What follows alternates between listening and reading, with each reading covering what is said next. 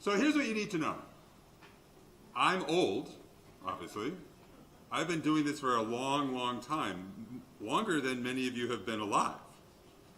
And what I am is a schmuck who's trying to make his way working with people who are really complicated.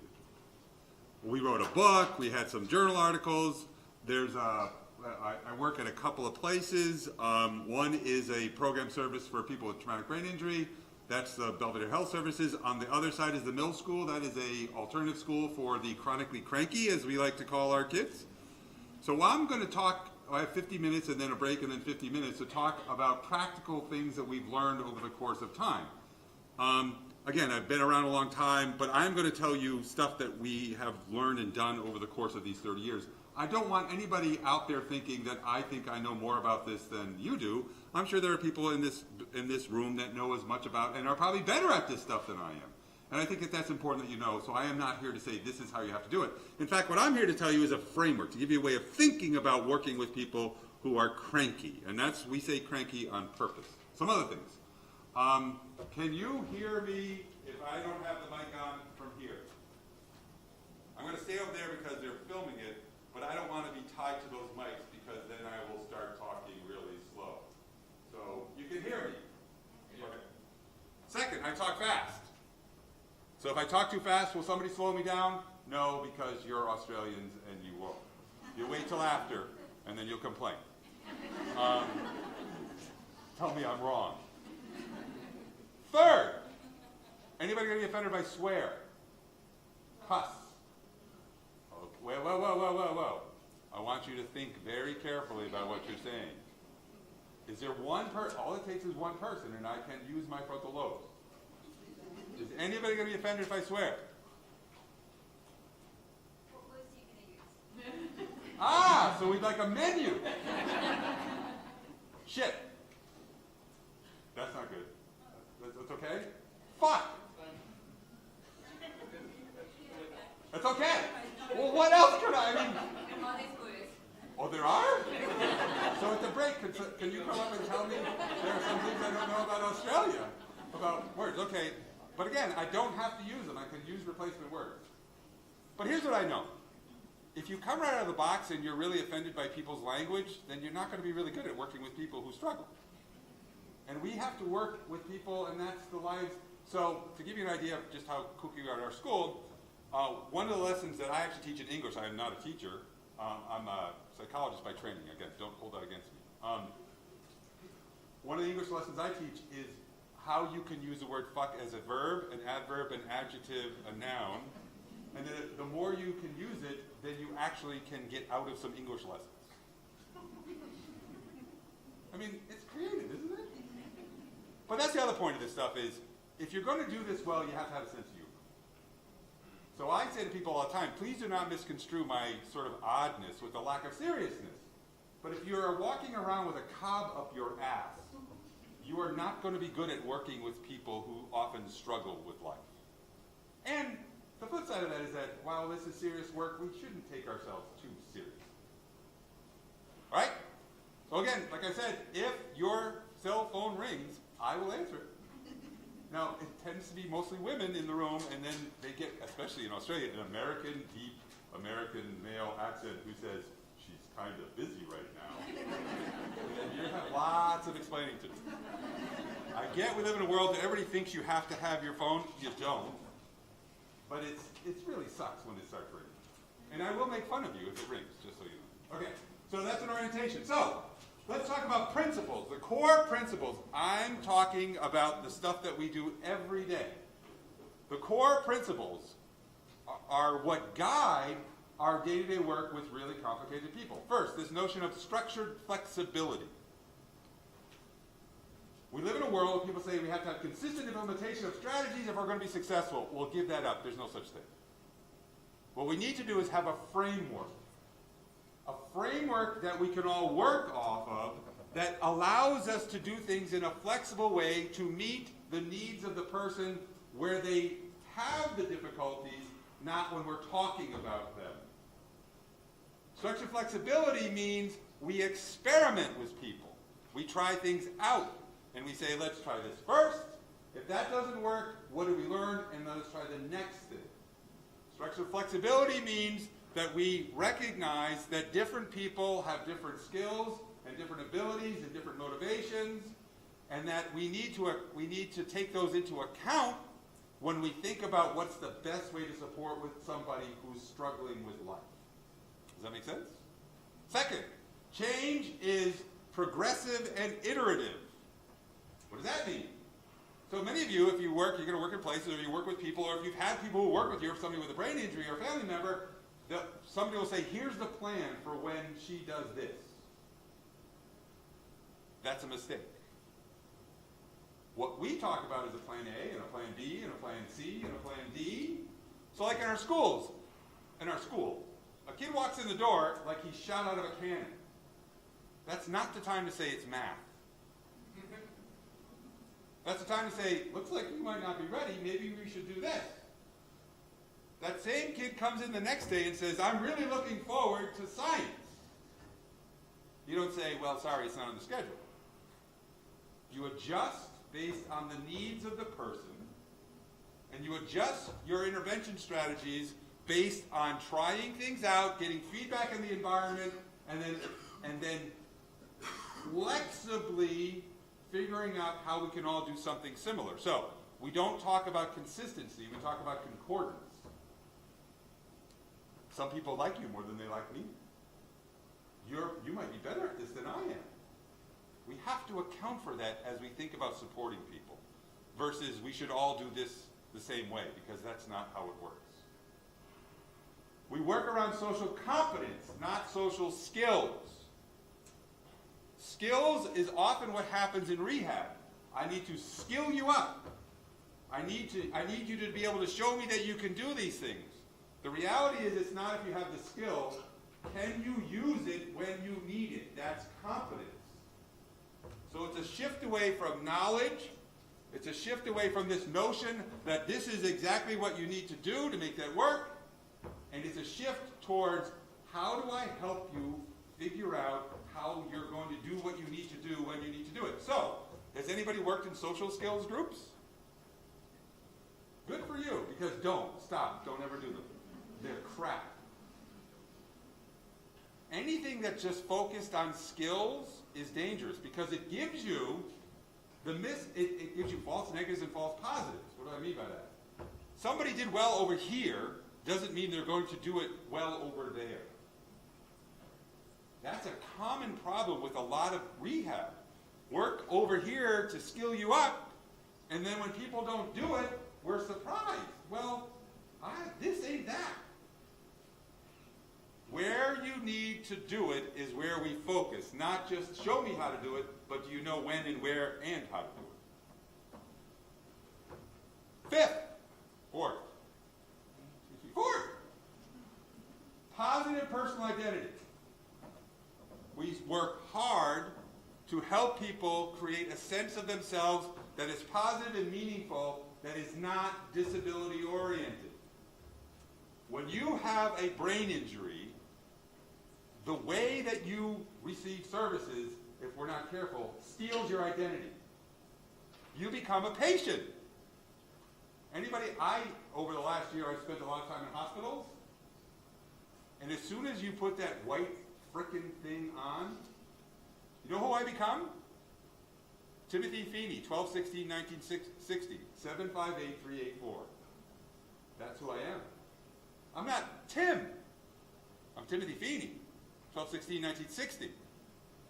And that you become defined by the purpose or the reason you're there, and you lose your identity. Not only that, we surround people in ways that often steal their identities. And that's layered on top of an injury that often makes your identity unclear to you as you move forward. So we spend a lot of time with people trying to figure out, who do you want to be? And then we build around that. And then fifth is this idea of self-regulation. Our job is to teach people how to regulate themselves, not to reduce problem behaviors. Often what happens is we get called in and it's like, she's doing this, she's doing that, she's doing this, and I need it to stop. Well, the reality is a lot of people do those things because they work. because it helps them get something that they need. Maybe in a way, maybe we don't like it, or maybe people don't like what they're doing, but the notion that we're going to stop you from doing this is not where you start. You start with the idea is, how am I going to help you create a meaningful life? How am I going to help you to learn to regulate yourself so that you don't need boneheads like me in your life? Does that make sense? Okay, the reason I'm in Australia is we're part of this big project out of Monash University, and it's a positive behavior support project, and we've come to call it Positive Behavior Support Plus. These 4 things for plus, these 4 categories of plus, are really the core of this work that we're doing. So I'll go through it quickly. Person-driven, not person-centered. Okay? Person-centered is a crappy term that we use to pretend to tell people that we work with that we're listening to them. Oh, good. So you agree. So I usually at this point somebody's pissed at me. Client-centered means I will nod and say I'm listening to you. Person-driven means you're driving this bus. You're going to make the decisions.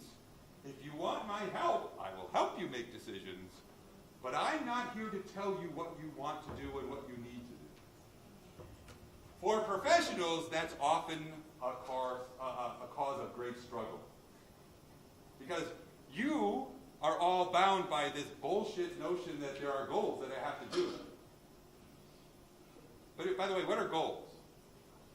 They're a list of things you can't do that I want you to do. I want you to change. And the problem is, we work with lots of people who have a hard time making goals. And when they can't make goals, what do?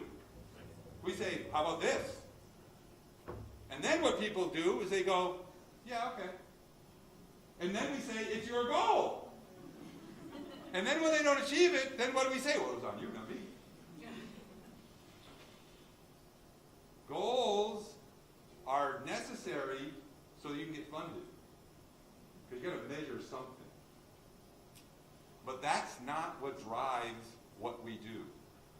It's your life. What do you think? And when you ask people that question, you know what their first response is? I don't know. So let's spend some time thinking about it as opposed to, let's get these goals done. Identity, aspirations, and meaningful life roles. That is person-driven. By the way, we don't say clients. We're talking about the people we work with as people. Novel idea. They're not patients. They're not clients. They're people. Crazy. Natural support. So if it's person-driven, we have to do the best we can to make sure that we are using the natural supports, knowing that in some people's lives, the natural supports can often be the cause of what's going on. That doesn't mean you say, well, the problem is the family is not compliant with service. Families are difficult. I come from an Irish Catholic family. Want to talk about difficult? But difficult can be loved sometimes. Difficult doesn't mean we say they're just not complying. That means we have to figure out, why are they difficult? Why is this not working? Do I maybe need to adjust what I'm going to do? Because while I think it's a really good idea, they can't do it. Flexibly working. The idea is we're going to try again, plan A to plan B to plan C. Learning together, collaboration. The idea is we're going to try stuff out. You've got an idea, I've got an idea, let's try it out, and then we'll let that drive the change over time. Uniting supports, which is sort of like learning together, but the idea there is we talk about the quality of the relationship. So we have some preliminary qualitative stuff that's emerging from this project, and we have 30 years of doing this in other places. And one of the things that emerges over time is it's not the quality. What I need to go do something. What I'm bothering somebody. Do I need to stand over here more? That would be fabulous. See, I saw this person. See, the nervous person came down, and usually when a nervous person with a lanyard comes down, they're not happy with me for some reason. So you're not happy with me. Why? Oh, I need to move. I need to stand. You're not mic'd. The mic's really there. We've got some people that couldn't come to. What? We have people who. No, I'm only teasing you. Sorry to interrupt. Thank you. No, the whole thing's ruined. I quit. Okay, don't worry about it. I'll stand here as best I can. Oh, this is going to be hard. All right. Where was I? Oh, relationship building. What we have heard and what the responses that we've had in the people that we work with and the kids that we work with, they say things like, when I finally realized you weren't here to just try to make me do something, but you were actually interested in my life, I was more willing to listen to your shit, as some kid once said to me. The idea, again, is what are we doing and creating networks, and we're working together, and with the notion that we are going to build relationships together, not simply deliver interventions. And then last is skill building, which I just said we don't talk about skills, we talk about competence, but then it would have been pluck. So we had to come up with an S. So skill building. Self-regulation, again, like I said before. Okay, so within this framework then, good intervention is about supporting individuals with complex needs to live safely in their homes. The construction of meaning. Where do you start when you have somebody who's struggling? You start by asking this essential question. What is their reason to get out of bed in the morning? That's the essential question. How many people have you worked with? How many people do you know? How many people in this room with brain injury?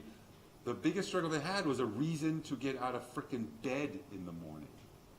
They got out of bed because somebody poked them and said, it's time for an OT. Somebody poked them and said, it's time to do this.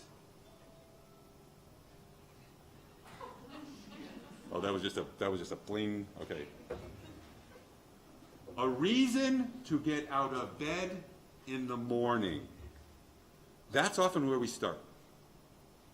In our school, we have a whole bunch of kids who hate the idea of school.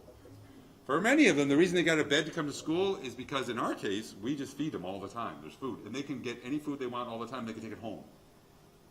Why? Because many of the folks that we work with have lives of want. We need to give them bounty. And that also means the bounty of our relationship, not a therapeutic alliance. It's you and me trying to figure this out together. This is personal work. And I cannot tell you how many times I've seen the most incredibly well-designed behavior intervention strategies just completely crash and burn because people didn't spend time saying, boy, you look like you're kind of pissed at me right now. Why? Versus, that is inappropriate behavior. So again, meaning. So within this, there's a shift from teaching skills or increasing knowledge to developing competence. Self-regulation. Self-regulation means I can manage my behavior, myself. I don't need somebody else. Or if I need somebody else, I can then go recruit those other people versus you deliver something to me. And social competence is I am a valued member of the community. One of the biggest issues with people with significant behavioral difficulties or challenges is they often lose social connection. They have nothing. We are social animals. There is the belongingness theory. We have a need to belong. So we spend lots of time trying to figure out to what and to whom can you belong. And your belonging should not be defined by your disability. It should not be, oh, you have a brain injury. So, again, somebody in this room is going to be pissed at me now. But we spend a lot of time with the folks we work with saying, don't go to brain injury support groups if you don't think it's a good idea. Because often people say, you go to a hospital and say, there's a brain injury support group. That's a group that's defined by what? An event. And for some people, it's great. But if you define me by my disability, you've already started off on the wrong foot. Hope and optimism go with this. Optimism is a shield against despair. Optimists are positive and hopeful and responsive to the realities. And we owe it to the people that we serve to be relentlessly optimistic. There's always something that works. We actually wrote a couple of articles where that was a title. And it was basically a series of articles that we showed the first 7 things didn't work. In fact, they were terrible. But we got to the 8th and the 9th and the 11th and the 12th. The idea that we're going to develop something that's going to have an immediate impact, sometimes you get lucky. But we owe it to the people to have a series of things we're going to try and then get feedback and then make adjustments as we need to. We never give up. We're always hopeful. We work with difficult people. It's okay. We expect to get the 2nd or 3rd or the 5th. We know there's always something that works. We, as professionals, owe it to the people that we work with to be optimistic, even in the face of serious difficulties. We had a guy that we worked with that was blind, and we said, so, when you think about your future, what do you think? He says, I want to drive a car. Now, what had he heard? What had he heard when he had said that before from every professional? You're blind, dude. You're never going to drive a frickin' car. What does an optimist say in that circumstance? That's going to be a tough one. But when you say drive a car, why? Because you want to get around. You want to be independent. Who would have thought 5 years ago that there would be cars on the road that are driving themselves? The notion that we have all the answers, that it's impossible. I mean, you have no eyeballs. That doesn't mean it's impossible. It's just a question of how do we get there. And that means we have to stop saying things like, you need to have realistic goals. Fuck you. Who's to determine? How do you know? How do you freaking know? Look at the pace of change in technology. How do you know? Stop saying it. I cannot tell you, in virtually every rehab program I've been in, they always talk about realistic goals. No. Unrealistic goals. Dream fucking huge. And then you'll figure it out. Or maybe you won't get there, but you'll work towards it as opposed to, I've got to increase my range of motion by 4 degrees.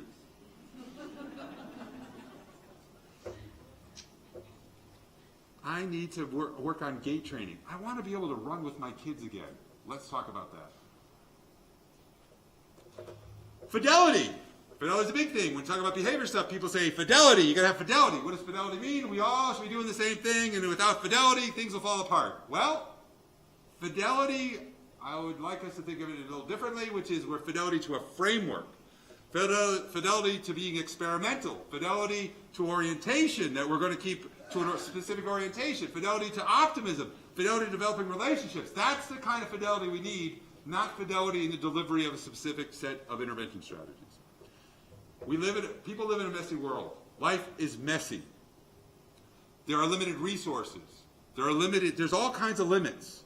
So the notion that we're going to be able to create a strategy that can be used across that big mess doesn't make a lot of sense. What we need to do is have concordance. We all agree. And if we can agree to something, then we have a chance to make a change. So again, to ask individuals with limited time, limited patience, limited training to implement a specific treatment is folly. It's a mistake. Stop doing it. People go home with these crazy scripts that, again, I can just tell you based on our experience, we did a little bit of a study of this kind of stuff. 85% of the time or more, they just get rid of them. They don't pay attention to them. But you know what? We think they're important. When someone doesn't do something, what are they telling you? You suck. Change. That's a hard lesson, but it's a necessary lesson. We expect to be wrong. We're wrong a lot. Wrong is good. Embrace wrongness. Come up with an idea, try it out, and watch it fall flat. That is great. Why? Anybody know the pitfall effect? Yep. Correct. I just learned something. The problem is what we do is we say, that didn't work, oh my God, it's a failure. It's not a failure. It's a learning opportunity. The pratfall effect. The pratfall effect is pretty well known, which is if you make a mistake and you admit your mistake, people are more likely to want to work with you and like you. What does that mean? So if you're a professional that you say, I am Dr. So-and-so, and I have to show that I am an expert in this, you know what real experts are good at? Admitting their bullshit. Well, okay, I could get behind that one. They're good at self-promotion, yes. What are experts really good at? The experts are the ones who figure out, like, I'm making a mistake pretty quick. They figure it out fast and they adjust. The people who are experts that don't do that are often people that we don't like because they say, I'm an expert. Again, there's a whole literature out there about that.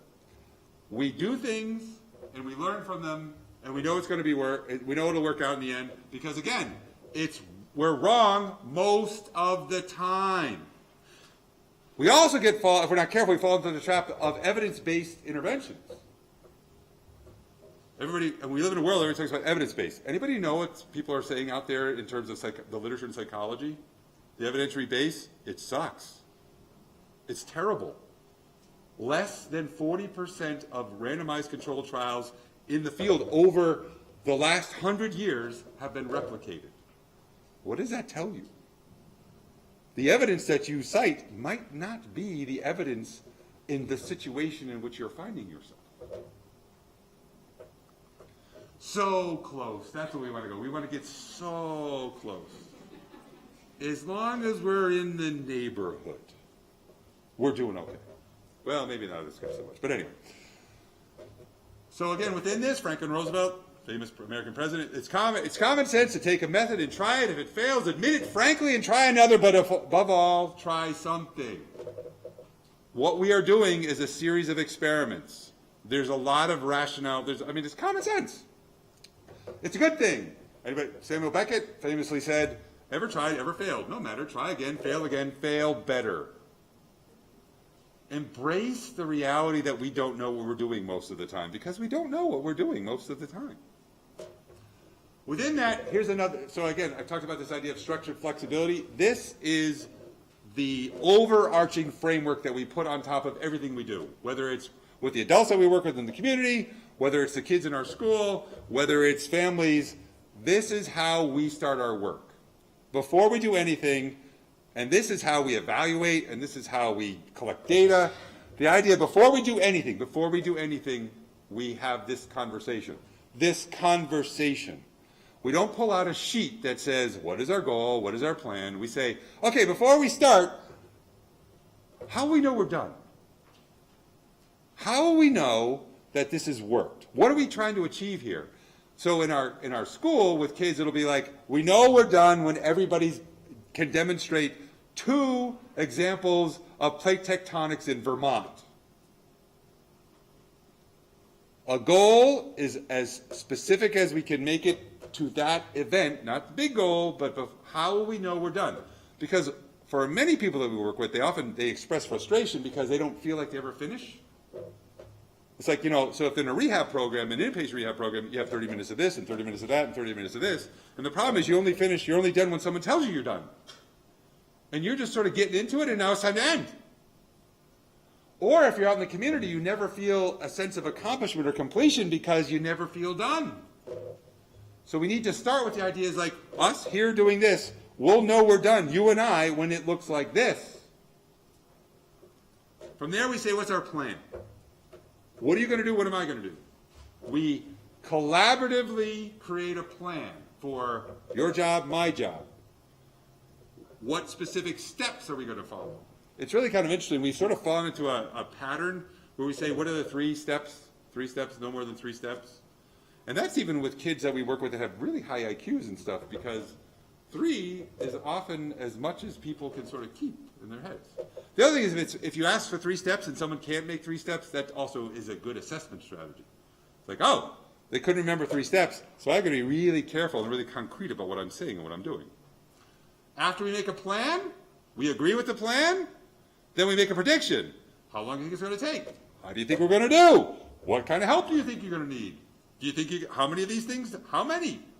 Where? What could get in our way? So the example that I always like to use is in our school, we have one math teacher because there aren't enough math teachers in the world. And if she's out sick, every once in a while people have to fill in, and I'm not a math teacher. And when I fill in for math for Amy, I start by saying to the kids, okay, our goal is we're going to understand these 2 concepts. The plan is I'm going to do this, and it'll be like we're going to get your Chromebooks out. We're going to make a plan around the Chromebooks. We're going to say you're going to do this half, you're going to do those half. Great, I'm going to help you when I can. The obstacle is me because I suck at teaching math. So what are we going to do? And then we had one kid who said, I'm good at math. So I'm like, okay, you're teaching math. I'm going to have to figure this out to try to help other people. It's just sort of, again, accepting the reality is that there are some things that we can, making prediction is actually a good indication of just how much people understand as well. Do it and then review it. Review is, how do you think it did? Who does most of the review with the people we work with? We do. We say that was good. You know how many times we ask people how to go and they say good? Good, went good. And then we say, okay, great. That's a mistake. Tell me why. Give me 3 reasons why. Again, 3, we tend to cluster things around 3. Tell me 3 reasons why. Go home and if you have kids, try it with them. They're terrible at it. Why? Because we're used to, that has become sort of a social interchange. How are you? Good. And in situations like this, people know they want you to hear good because what does that mean? It'll be over. Good. Give me 3 reasons why. At that point, what do I know? We got to go back and reevaluate and reassess and make sure we're having a conversation because I want you to know why it went really well, or I also want you to know why it didn't go so well. It can be not so good. That's okay. Within this, that's the meta framework, and then there are 6 categories of questions or 6 categories of issues that if you leave with nothing else, I'd like you to consider. First category, we already talked about it, is meaning. When you're working with somebody who is struggling, you need to spend time trying to figure out where is the meaning in their life. What are they doing at least once a day that is meaningful and important to them? Something I want to do for me. Something I want to do because it makes me feel good and it makes me feel like I have agency in my life, not I am a patient. Second category is can't do, don't do, won't do. We spend a lot of time around this. Can't do problems. Can't do problems are often skill or knowledge problems. They cannot do it. So, if someone's never been taught how to water ski, and we put them in the back of it and we try to get them to water ski, they fall. It's not that they won't do it, it's they can't. They didn't learn how to master the skills necessary to do that. Can't can be, I don't have the cognitive capacity to remember what you need, what you're asking me to do. And a can't problem can be asking somebody who's colorblind to see color. These are a million different can'ts. Can'ts are knowledge and strategy. I cannot do that because I haven't learned them. What do you do with a can't? You skill. That's where skill comes in. You skill people up. You teach them. You show them. You work with them. Can't are what much that is done in rehab. Can't is, okay, you can't move your hand. I'm going to show you how we can make this work better. Can't is you don't remember. I'm going to give you some prosthetics that help you remember. Can't is when you are confronted with something you don't like, you lose your mind, and that means I need to do something different. Those are can'ts. And then I need to do some specific things to help you learn. Don'ts. That's a lot of people with brain injury. They can tell you what they're supposed to do, then they don't do it. They can tell you, boy, that guy over there, he should really do this. And you say, great. And they go, yeah, and then they don't. Don't is often associated with initiation. It could be a neurologically based reason, like I can tell you what to do, but I actually need somebody to give me the oomph to move.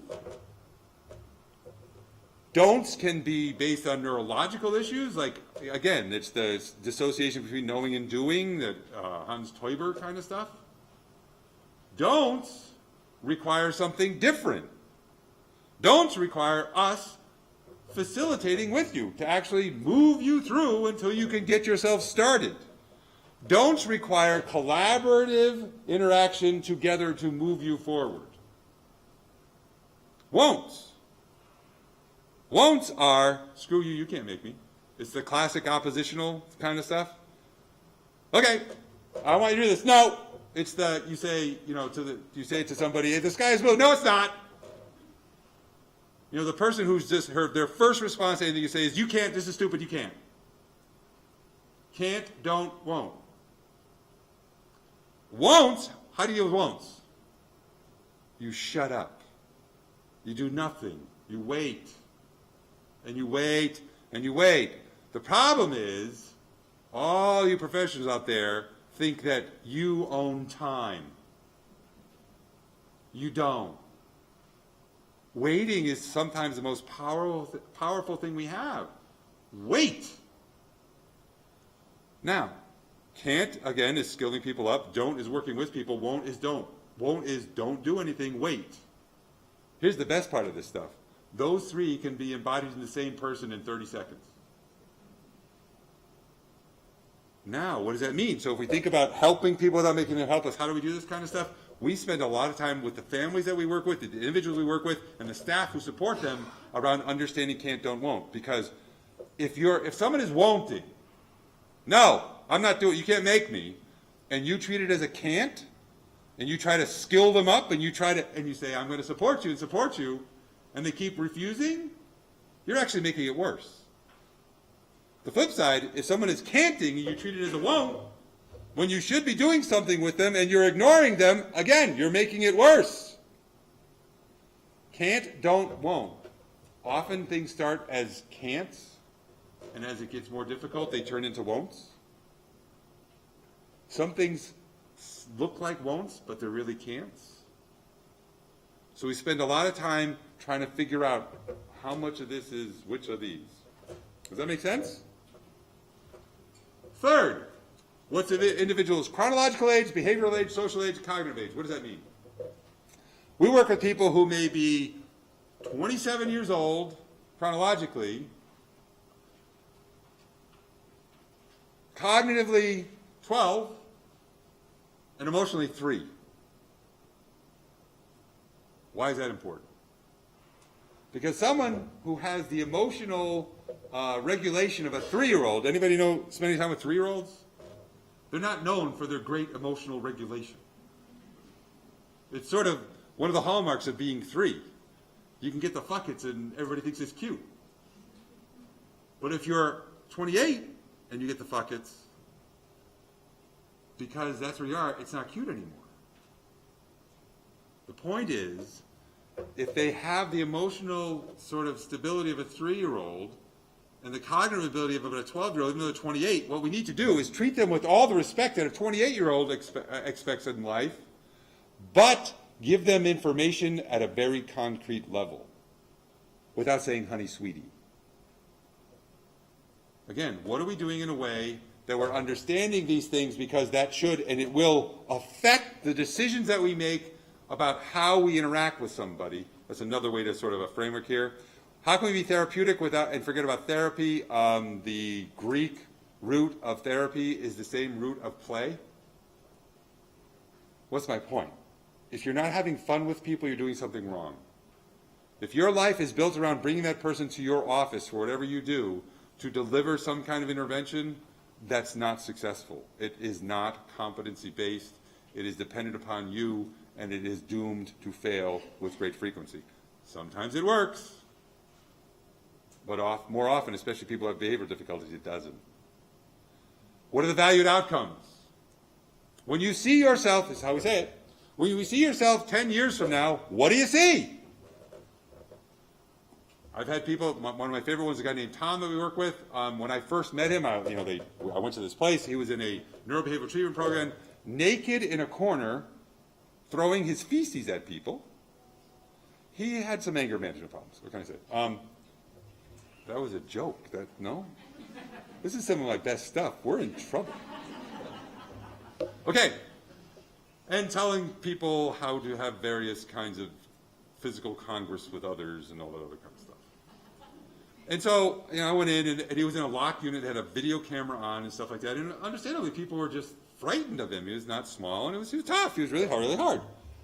So I went in, and I, started all this stuff, and, but he's really got some pretty interesting communication skills. So he had been, or he had wanted to go to university to study law. I never made it. He actually didn't graduate high school.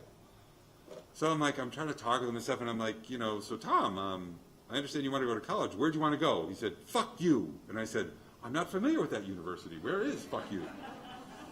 And he kind of looked at me, and he said, that's crazy. And I'm like, no, where, is it P-H-U-C-K-U? I don't know what it is.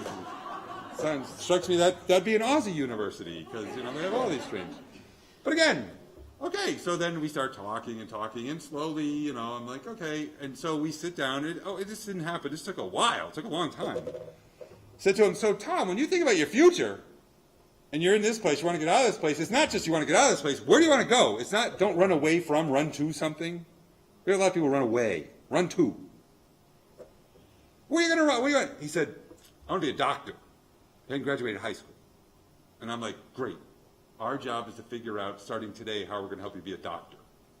Anybody want to guess what happened? I told you I had a video camera. It was like the words got out of my mouth and the door opened and said, Dr. Feeney, can you come and talk to us for a minute? And they took me, and they had the medical director, the head of physiatry, the head of neuropsychology, and I don't know, 4 other people screaming at me. He's not going to be a doctor. Look at him. He's naked, throwing feces. I'm like, proctology. It's right, like it makes sense. Reach up there, reach out. I mean, come on, there's all kinds of. An autoproctologist. So again, that actually made sense. Anyway, so they're freaked and they're pissed at me. I looked at him and I said, did I say he's going to be a doctor? I said, that's what you want to do. Let's work towards it. Hope is important. Did I think he was going to be a doctor? No, I did not. But that's what was important. That's where meaning comes from. So every day became, and if you're going to be a doctor, you've got to get at least a GED, because you've got to get your graduate equivalency, because you've got to go to college, you've got to go to one college, you go to the next. And we laid out like the 4,000-step plan. He started working, he started doing stuff. So instead of becoming Tom, the feces thrower, he became potentially Dr. Tom, which made people think of him differently. And when he did things that people didn't like, it's like, man, let's think about this. Like, I don't know many doctors who hurl feces at their patients. Or maybe in Australia, is that like a thing? You guys have odd things, so. Again, what's the idea? So, 3 years later, Tom was an EMT. Everybody was so busy saying what he couldn't do. He was so busy being pissed at them. We didn't think about the possibility. So it wasn't about, don't do this. It was, what are you doing to make that happen? That's a shift away from focusing on the problem to focusing on the possibility. And then last is this, a me problem, a you problem, or a we problem. When I make a you problem a me problem, I am making you helpless and dependent upon me. When I deliver a service that's dependent upon me being able to do that, and I haven't recruited natural supports, that means I have to adjust, I've now moved it to a me problem again. We have to be really careful that we're not making you problems me problems and you problems we problems. Does that make sense? Do you see how that's a sort of, so I've given you the goal obstacle plan to review. This is the next level of the framework. Does anybody have any comments or questions or expressions of outrage? I have 2 minutes. Holy crap. I only have 700 more slides to get through. I'm going to talk really fast now. You don't know what they are, so I'm almost done. My timing is perfect. There you go. Yeah, you didn't know that, but I did. But wait a minute, what do you think here? Okay, no questions, no comments, no expressions of outrage. Again, when this is over, you'll be out there bitching and moaning. Yes?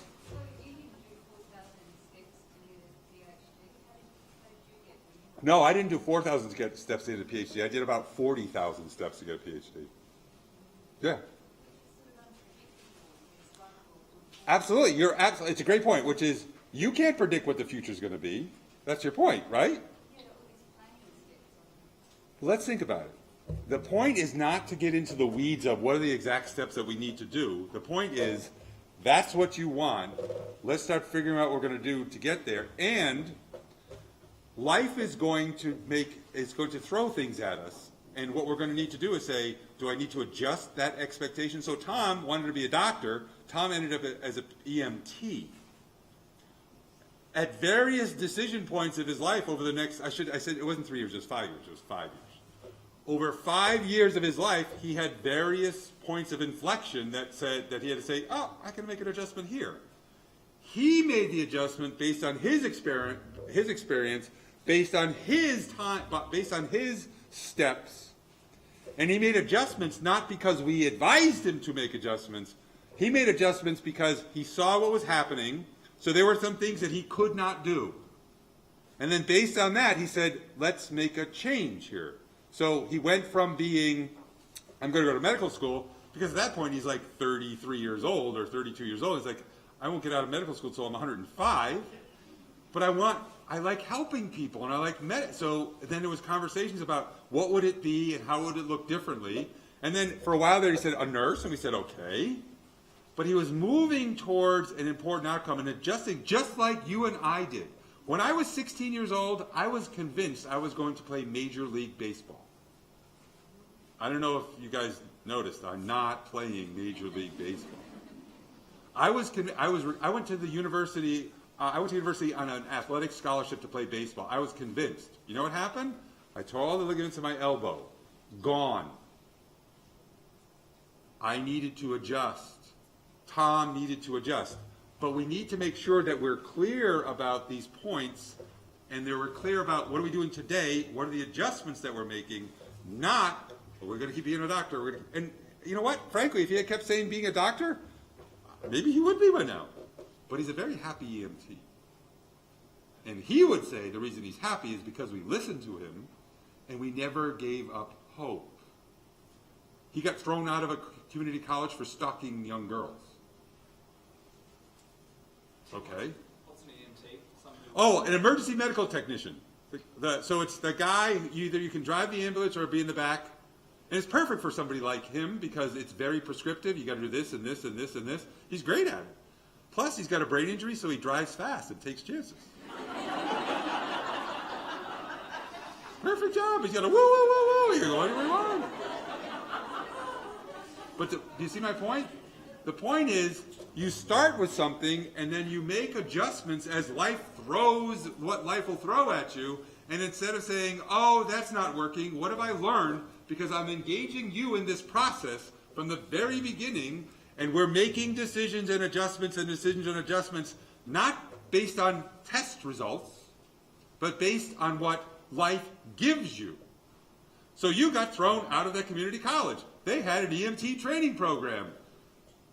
Okay. What'd you learn, dude? Probably shouldn't stalk 18-year-old girls. Good idea. What do we need to do to help you? Is it a can, a don't, a won't? I can't stop myself. It's hard.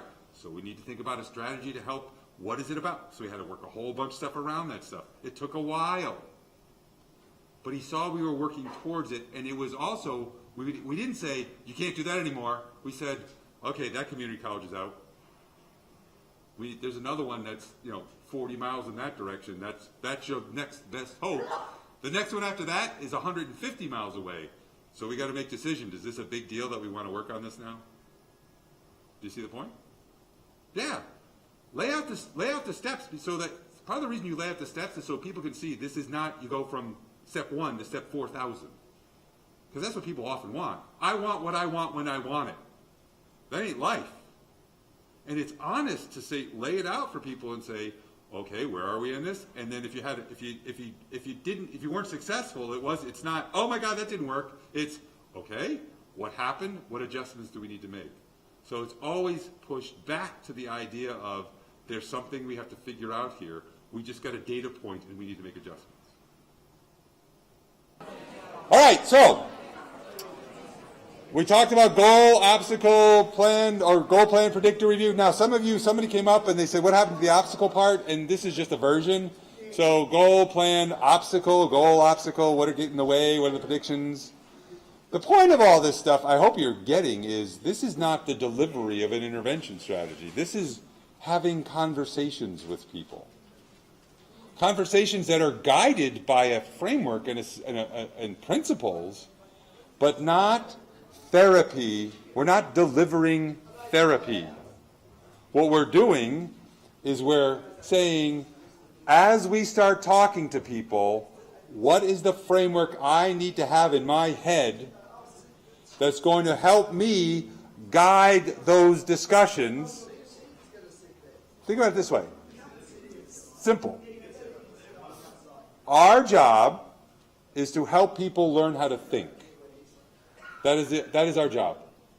So we talk about people have behavior problems, whatever it is, and now I can switch this over to here. The reality is our job is to teach people how to think. And thinking is what is going to make you successful in your life. And Vygotsky famously said this: thought is language internalized.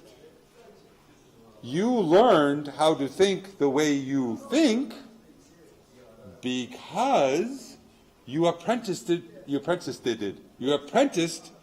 your family and to other important people. It's the same concept. Our job is to teach people how to think. So we talk about goal, obstacle, goal, plan, do, review, whatever, however we think about it that way. That's a way to think about problems. That's a framework that you can adjust. And what our job is to continuously have conversations with people that they're learning how to think. Because if you're thinking, you are regulating yourself. Okay? So, goal, plan, predict, do, review. Conversational scripts to make plans, to establish routines of thinking. Think out loud. Anybody ever been a baby? Okay, show of hands. No, well, one or two of you. Congratulations. The rest, again, where do you come from in Australia? Okay. Cabbage leaves. Cabbage leaves. Okay, great. Didn't know that. Yeah, that's right. You come from crocodiles or something. Anyway, I just lost my train of thought. It just went right out of my head. Going for a joke, making plans, establishing. When you were babies, your parents thought for you, right? And it's time to take a bath, and the water's too cold, and here comes your dad, and he never does anything, and I'm sick and tired. When is he ever going to get up with you at 2 in the morning? Whatever. But you put the thought in their head, right? And when they're babies and one eye went that way and one eye went that way, and you talked for them because that's what we do. And then they started orienting, and we would say, yes, that's right. Now there's the doggy, and we're doing this. That's right. And then they would go, blah, blah, and you'd say, that's right. It's time for dinner, and you're having vegetables. And they were just going, blah, and what do we do? And we were saying, yes, we were delivering intention associated with stuff and pointing their attention to things and showing them how to think. And then they would start using one-word utterances, and what do? We'd say, that's right, the doggy has to go for a walk, so we've got to get our coats on, and the kid was just going, doggy, doggy, right, we're going. And then they started using 2-word utterances, and then it just took off. And when they get to 3 and 4-word utterances, we stop talking. Why? Because when they're 2 and 3 and 4 and they start doing that, they're making their thoughts external and we know what they're thinking. It's the same principle. We need to deliver thought in the lives of the people that we work with. That's behavior intervention. That's helping people overcome difficulties. Because if we're having conversations together and we're narrating what's going on and I'm helping you think what you're thinking, so we ask questions like, when you did that, what were you thinking? Most people say, nothing. I don't know. So then what do you say when that happens? What do you think you might have been thinking? I don't know. Here's what I think you might have been thinking. No, that's wrong. Great, so tell me what I got wrong. Theory of mind is another one of these things, is what do you think she was thinking when you did that? Success in life is being able to read other people's minds. Really, it is. You have to put yourself in their head, and they call it reading a room or whatever it is. You've got to be able to say, I don't know so much. And we have a whole bunch of people that just blast ahead and they have no idea what's happened. So a way of thinking is, a way of teaching thinking is, what do you think I'm thinking when you do that? Many people say, I don't care. But did you ask? Did you care what I was thinking? You asked, what do you think I was thinking? And then you can tell them. But the more we're putting language in a conversational way that's driven towards you achieving things that are important to you, we are addressing behavior. Because it's built around meaning. Because if I'm talking with you and for you in your life, we're doing things that are going to be, hopefully, at least one or two things that are meaningful to you in your life. Within that, there are some themes that we talk about all the time. And the themes are hard, easy, ready, not ready, big deal, little deal, my theory, your theory. So let's go through each one of those. Hard, easy. Hard, easy becomes a conversation. Now, all of these things you're having conversationally, not at the moment of crisis, because if you're having it at the moment of crisis, it's too late. It's like if you get upset and you have a friend and they say to you, calm down. Your response to that is, well, thank you very much for that. I hadn't thought of that as a possibility. But now that you pointed it out to me, I'd like to consider the alternatives. No, what you think is, fuck you, calm down. So when someone's having a problem and you try to say it's a little deal, in their head it's a big deal. You don't teach it at the moment of the problem. You have multiple conversations. Thought is language internalized.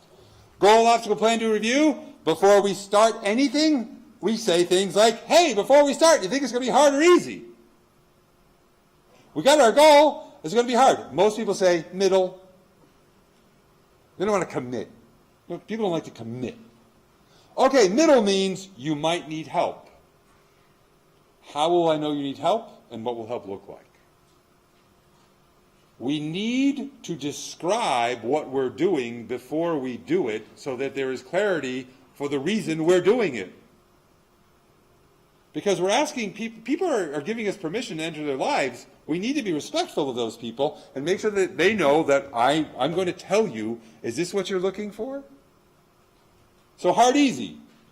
Many people look at something and they think it's going to be hard when it's in fact easy. And then there's a flip side. Many people think it's going to be easy, it's going to be hard.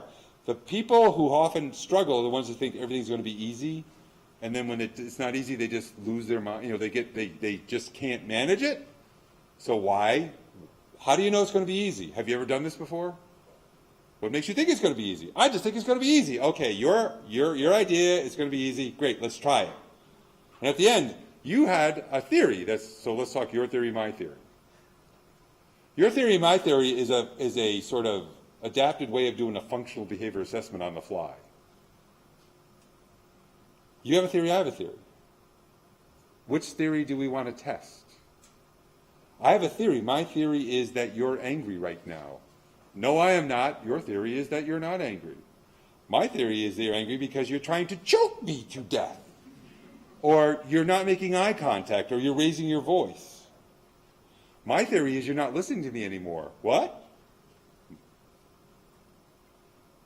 I have a theory, you have a theory. It's a way to introduce the notion that not who's right and who's wrong, but let's then figure out what is the evidence we're going to collect to figure out what theory might be the most accurate theory. Ready, not ready. Again, a script of interaction with people, because before you start stuff, you should be ready. And ready, by the way, is a motor behavior. Ready is, I'll know you're ready when you look like this. Ready is not you saying, I'm ready. Because when you say, are you ready, and someone says, I'm ready, they're probably not. I'll know you're ready when you're sitting and you're looking at me and we're having a normal tone of voice conversation. You can't tell me. Oh, you're not ready. I'll wait. When someone's not ready, the mistake we make is we think we got to get them ready. People are ready at the moment they're ready, not 1 second before, not 1 second after. And many times, if someone asks for our help to get themselves ready, I'm really upset. Can you talk to me about this? That's fine. But ready is a motor behavior, and you only do things when you're ready. Big deal, little deal.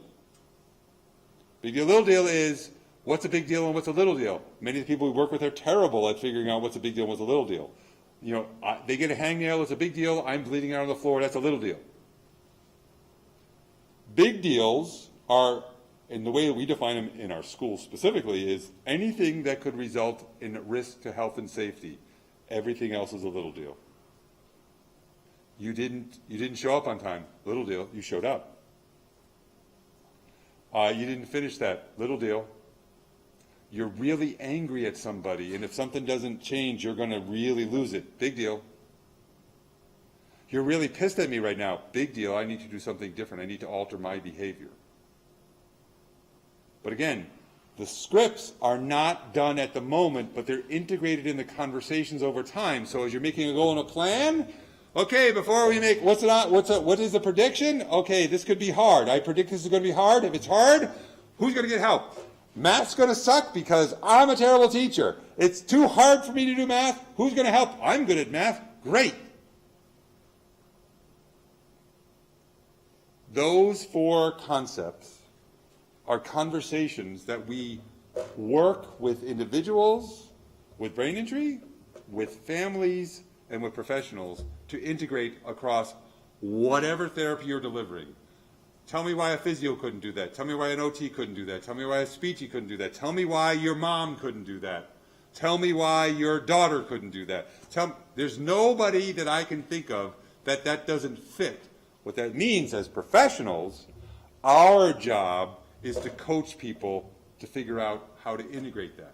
Not do this. Let me show you how we do this. Yes? No? Really basic stuff, isn't it? Makes sense. I invite you to go try. It's really freaking hard. Because you as the professionals in this room are all going to retreat to your profession. And you're going to talk your profession. And under stress, you're going to profession it. Because you're going to say, I'm a physio, and why do I have to talk about heart easy? I need to help them have better gaits. Or whatever you guys do. I'm an OT. I'm interested. I know I'm making a joke about fine motor squeezing thingies. I'm a speech person. I have to talk about fricatives. That's what I do. I know. I'm trying to piss off every single profession. I'm a nurse. I got to shove a thermometer up somebody's ass. I'm a psychologist. I wander around aimlessly without any meaning in life. This is outside my scope of practice. Oh, that's a big thing with you Aussies. Fucking scope of practice. What is your fucking problem?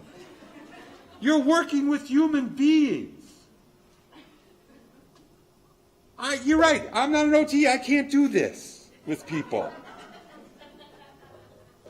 But God damn it. Yes, you can work with that person. It's been something that, can you tell for the last 2 weeks, it's like I'm going to lose my mind. Because, scope of practice, not my scope of practice. Fuck you. That's a human being. That's all the scope you need. Why can't you do these things?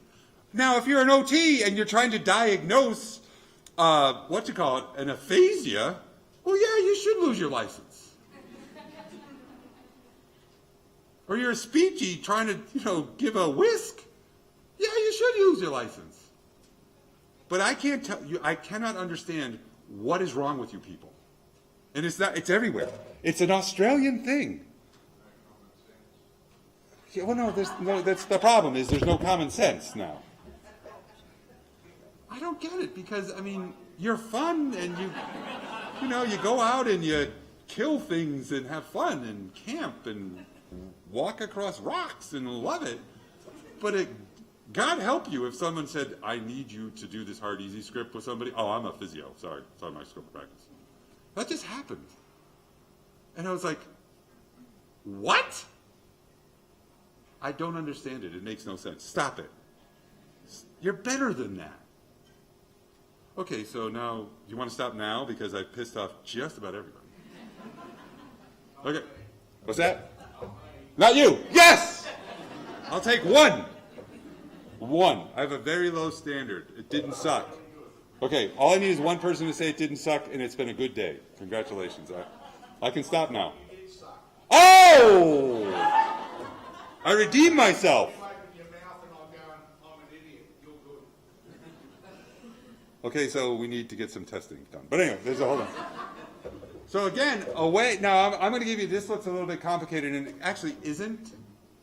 But remember I talked about the idea of, you try and you try and you try?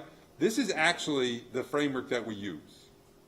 So we actually sit down with individuals with brain injury, or we, like in our school, we have kids who don't have brain injury, and we have teachers, we have families. We sit down with this kind of thing and say, here's what we're doing, folks. First of all, we got to figure out what the problem is. We have to all agree this is the problem, because if we don't agree what the problem is, we're screwed. So if you think the problem is it's noncompliance, and I think the problem is that she gets really upset when somebody asks her to do something that she doesn't like, we're going to do things very differently. We can look at the same issue. If the problem is that's it, we agree. Based on that, we say we make a plan, and that is, what are the actions we're going to follow, what are the criteria we're going to use, and how long are we going to do this for? And within that is, we have the essential question is this working? Whatever we choose, is it working? If it's yes, how will we know it's working? One of the things that we've learned over the course of doing this for way too long is we better decide how we're going to evaluate it before we start, because otherwise what happens is we get into a confirmation bias. We want it to work, so we say it works, and we say, remember on Thursday? He had a really good day on Thursday. So that's enough to keep us going for a while, because Thursday had a good day. The flip side of that is if we don't like what someone suggests, remember Thursday? It was a terrible day on Thursday. We can't do this anymore. The question is, how will we know it's working? There's ways. There's engagement. There's the person says, I like this. The family gives us feedback and says, I can do this and it feels right to me. But we have to establish that before we start. If it's yes, keep it. Try it for a little while longer. If it's no, what is the evidence that says no? Try something else. That is, by the way, Google. That's what Google does every time you put something into Google. It's an algorithm. That's an algorithm. But I didn't start by saying algorithm because you would all gone like, algorithm? What the hell is he talking about? That's an algorithm. And we need to think algorithmically. Anybody been trained in Bayesian analysis? You should go out and learn it. It's, 1710, written in Latin by Thomas Bayes. Go out, get the book. Your life will be full of meaning after that. This is supposed to be funny. I said, buy a book written in 1710 in Latin by a Presbyterian minister. And you all sat there, and some of you wrote it down. Don't go buy the fucking book. I don't even know if you can find it. But it's 300 years of people figuring this out, which is create an idea, identify if it's working or it's not working, try it, create a duration. How long are we going to try this for before you start? And then adjust and adjust and adjust. That's what that is. Adjust and adjust and adjust. Yes? Again, that's really hard. I want everybody, I hope nobody's, am I giving you the impression I think this is simple? I hope not. Because I don't know if you noticed, this is culture change. Some of you work in institutions that will smack you back in line if you try this. Some of you work in communities where you don't feel like there's any support for this. Some of you live in families that to try this is going to be really hard. But here's what we know. There is an accumulation of evidence that shows if we start thinking of it this way, we start shifting the way that we look at problems, and it's less about making things stop and more about making a good life. All right. So, we talked about goals. Let's talk about goals again in a little bit different way. So, we need to talk about valued outcomes. I said that before. What do I really want to do? And we talk about, what do you see yourself 5, 10, 15 years from now? And many people can't do that. Fine. But let's spend time and let's keep thinking about it. That, I would argue, is as important an element of intervention as anything that we would call an intervention. Sitting with somebody and saying, paint me a picture. Be aspirational. In the Monash project, that's actually one of the things that took us a long time to help the people that are part of that project. And I'm talking about professionals, to be willing to say, I'm going to take 10 years and I'm going to spend some time, and if they can't do that, we're going to spend time on that versus let's go on to the next thing. So you can't do it. Let's talk about goals. Why do you start there? Because it goes back to Tom. It goes back to everybody. If you've got something that's meaningful and a reason to get up in the morning, like I said, and it's to get there, there's a much greater likelihood that you are going to do the difficult things that you need to do to achieve those.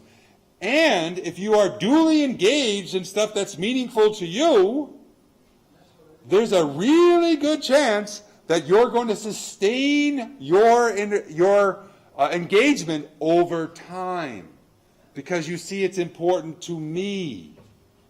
That's the point. And again, I'm not saying if somebody's, whatever they say, sometimes there are some that we don't do. We had one guy said, like, I'd like to be a Nazi, and I'm like, we can't help you with that one. This is not okay. Although in the United States now, it's getting to be okay. Oh. Tell me, yeah, we have a president who's a Nazi. But anyway, let's move on. A dumb Nazi, too. Okay, if you're going to make goals, you got to start with making choices. If you can't make a basic choice, how are you going to make a goal?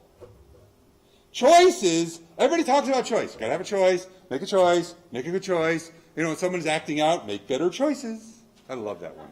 I love that one. Like somebody's on the floor rolling around and people walk by and say, make better choices, Jimmy. It's like, you know, he's like, fuck you. It's like, oh, Jimmy, use your inside voice, whatever they say. But again, the problem there is there's an assumption that the person's making a choice. I shouldn't say most, a significant amount of problems emerge because we treat an impulse as a choice. When someone is impulsive, you know, make a decision on the fly and not think about it, not think about the implications, and just say, I want to do this. And we say, that's your choice. We're actually making the person more impulsive. Because we're saying, just whatever comes to mind, go ahead and do it. Choice is selecting with reason. Choice is, I'm doing this for this reason. If someone can say, I'm doing this for this reason, and whatever the reason is seems reasonable, you should allow people to make those choices, even if you don't like them. We have adults that have said, like in the States now, it's become a thing. Marijuana is legal. And I was just talking to somebody who said, I have really bad headaches. I have tried this, and I've tried this, and I've tried this, and they have not worked. And now I'm going to start smoking weed. Everybody knows it's a bad idea. But that was a person who had a logic that went behind it, and you know what we said? Give it a shot. How will we know it's working, though? If it's working, if you're just baked, and, you know, and actually that was a joke. I said, so if you're just baked all the time and you gain 30 pounds, what will that be an indication of? And he said, it's not working. Great. How we know it's working? I will say, and it was his idea, he came up with a scale for headaches. His idea. It was a great idea. Turns out he had gone to a headache clinic that he had forgotten about like 15 years ago. And so somewhere, you know how that is, it's like, oh, here's an idea. But it was his idea. That was his choice. Do you want to guess what his physician said and what the neuropsychologist said and what everybody said? Oh, no, you can't let him do that. And I said, there's the operative word, let. We're not letting him do anything. It's his life. Do I think it's a good idea? Nope. He's making a choice because he can tell us why, and he's able to articulate. But if he had said, I got the right to smoke as much weed as I want, mofo, that's an impulse. That's an impulse, and we say, oh, I can't help you with that one. Got it? Impulse is not a choice. Now, why is that important? Because if you're getting a choice, you have to have the information to be able to make the decision. If you don't have the information, you have the strategy, being asked to make a choice is a burden. Think about the people we work with. You're going to have the information and the strategy, those two things. So you're asking somebody to make a choice. Many people do not have the necessary strategy and the necessary information. And when you ask them to make a choice, they go into vapor lock. I don't know, but it's your choice. Make a choice. It's a burden. And then, anybody familiar with the paradox of choice? Paradox of choice is something Barry Schwartz, 15 years ago. It's become a big thing. Actually, it's a lot of work with Dan Kahneman. He won the Nobel Prize in economics. Choosing is hard is the point of this stuff. Learning to choose is harder. Think about many of the people we work with. They're really bad at it. And the problem is, if I don't know what I want, I then can't activate what I need to do to get to that, I don't make choices. Or, when I make a choice and I have all these options, I'm often not very happy with my choice. There's too much. So, if I don't have the capacity, I don't have the knowledge, and you're asking me to make a choice, there's a good chance that I'm going to go into vapor lock because it's too hard. And then what am I going to do? I'm just going to say this. And then we interpret that impulse as a choice. Anybody familiar at all with Burden's Ass from Jean Burden in 1340? There's another one. You want to read something really? That, by the way, is also in Latin. So pick that one up when you're getting the Bayesian stuff, too. They probably have like 50% buy one, get one 50% off.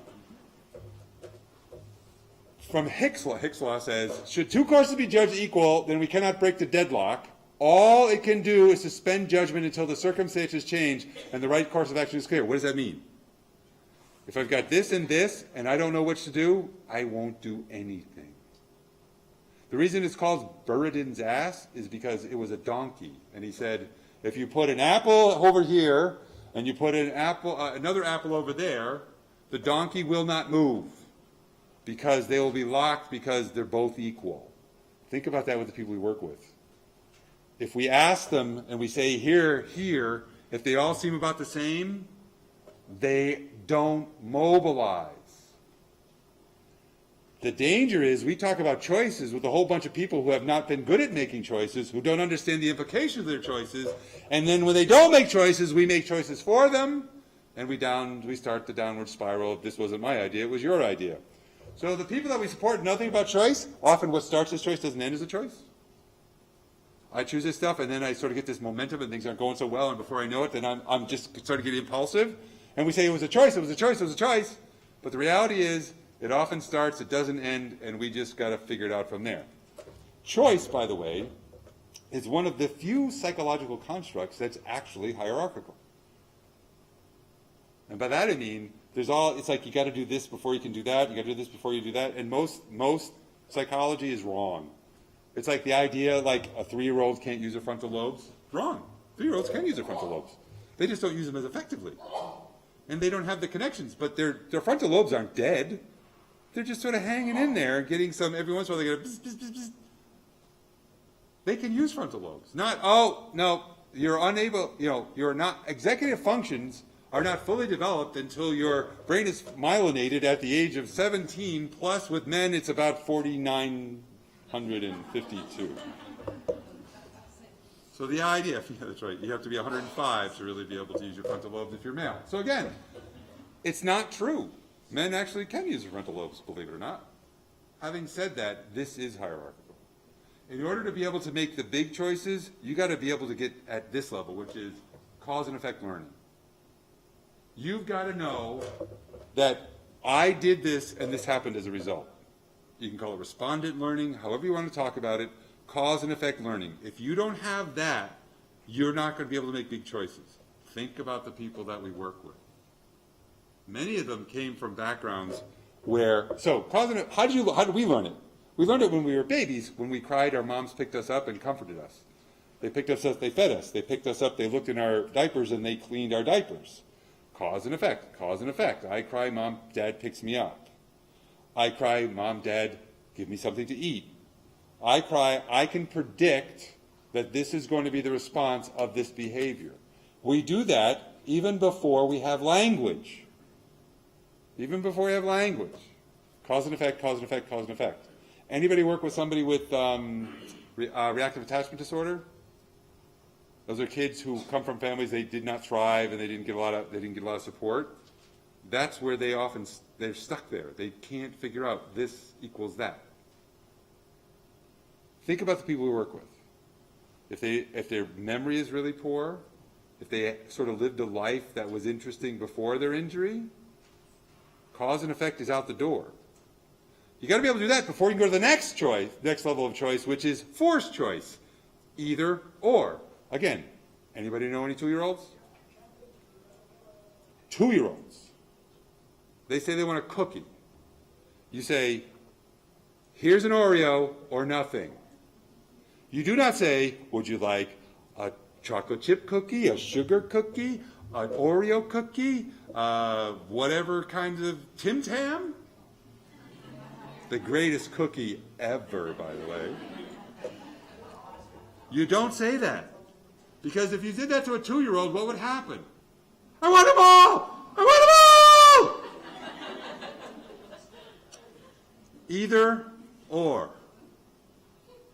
Again, cause and effect, then either or. Think about the people you work with. They might get cause and effect, but if you give them more than 2, it's overwhelming. Next step up is fixed choice. That's usually from an array of 3 or 4. Next step up from there is anything goes, free choice, which, as many of you know, many first-year students in uni figure out that that's not how it works, especially when they're asked to go home because they flunked out, because they were so busy getting drunk, because I can do anything I want! It's, yeah, Ricky Bobby. Anyway, so, cause and effect, look at the people you're working with. Often we need to start there. So in our school, we're not really big in consequence kind of stuff because we can't deliver consequences in a way that's has any power in people's lives. But the consequences need to be natural and logical. So on Fridays, our school's in Vermont, so they actually skied last week. So it actually snowed last week. So on Fridays we go skiing. It's part of we teach math and science skiing. Great place to teach math and science. Actually, we teach earth science, we teach physics, and we teach geometry skiing. But because the ski slope opens at certain hours and closes at certain hours, and we've got to get there and back and forth, the van leaves at 8:15. School starts at 8:15. So you have to decide, or you got to get here at 8:15. The van does not leave at 8:16. The van leaves at 8:15. If you roll in at 8:16, you miss the van. That is a natural and logical result of what you did, not we're mean. The van has to leave at 8:15. You weren't on the van. You didn't get here till 8:17. What you saw was the van pulling out the driveway. And you were screaming, stop! But the van has left. Elvis has left the building. That is a natural and logical outcome. We don't say, oh, and I imagine you know that the kid's response to that is, oh, missed the van, no biggie. They're usually like, some of the kids will try to run after the van. It's just a regular laugh riot. The kids are running after the van. We got to say, come on, go around the van. The van's going faster than you. You'll never get there, blah, blah, blah, blah. But the reality is, and they come back and they're like, you guys are so mean and I hate this place. And why did you do this? And it's like, why did we do what? The van leaves at 8:15. That's natural and logical, and that's the way the world works. We say to people that we work with brain injury is not a get out of jail free card. It means life is harder. That sucks. It sucks. But there's cause and effect, and then you go up, and then you go up, and then you go up. The problem is, we think of choice, and we say anything goes with people. We say you get to choose whatever you want, and we're setting people up for failure. So go back to that heuristic or that algorithm I was showing you before. That's a way to talk about choosing and choice, and oh my God, it's way back there. Okay, identify the problem. I believe that he or she doesn't have cause and effect. Okay, what are the actions? We're going to give some very basic this, then this, and this, then this. Is that the case? Well, yeah, they were able to predict. They did this stuff and their prediction was accurate. They did it over 2 weeks, so then we can go up another step in terms of choosing. Do you see what I'm saying here? I want to say, Bueller, because, I think you're awake. I'm not sure. You might, have you like perfected sleeping with your eyes open? Because feels like it. Okay, so, got it? Yeah. Move on, Tim. Okay, Again, meaning and outcomes. Let's talk about a kid, an 18-year-old kid named Ben. I'll just give you another example of how this sort of works. Ben was identified with an emotional disturbance, had been in and out of a series of pretty interesting schools, actually attempted suicide in the main entryway of his school one day. As you can imagine, it turned into a really big, ugly thing. He went into a month of inpatient rehabilitation. He had serious behavior problems prior to having he had a brain injury. Had serious behavior problems afterwards. He went to a specialized behavior program. He was removed from school, and he was put on home tutoring after that. And then it was like, what are we going to do now? So he started in our school.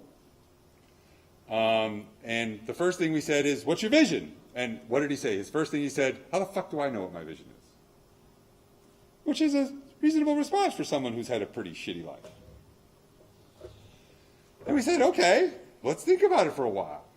Okay, so you're not too sure, but if you thought about yourself at 22, what do you think? And he said, I want to live on my own, I want to get a high school diploma, and I also want to do something that helps people. So we were like, cool. It's not fully developed, but it's like, what did he say? I want to be on my own, I want to have a high school diploma, and I want to do something that helps people. And then one day he said, I really want to be a nurse. It was funny because the school district that had sent him to us, their response, because we said, we're going to start doing some vocational stuff around nursing, their response is, we're not paying for that. He's never going to be a nurse. He's never going to be a nurse. Kid's a basket case. So, we tried the first idea. So the first idea he had is, I want to own my own business to show people. He could not come up with a business. He tried that for 6 months. And all we did was say, you got an idea for a business? You got an idea? No. And we would say, let's go look, let's go around. We would try, nope. Second idea, fuck this, I quit. Dropped out of school, said I'm not coming back. Fuck it. A month. When he said he was done, what did we do? We kept trying to call him. We went to his house and invited him back, but he was adamant, I'm not coming back. Until his third idea. Fuck that, I want to graduate. He never really explained why, but it was a shift. And it was a great shift. I don't know why, none of us know why, but it's a great thing. His fourth idea, what about this nurse stuff?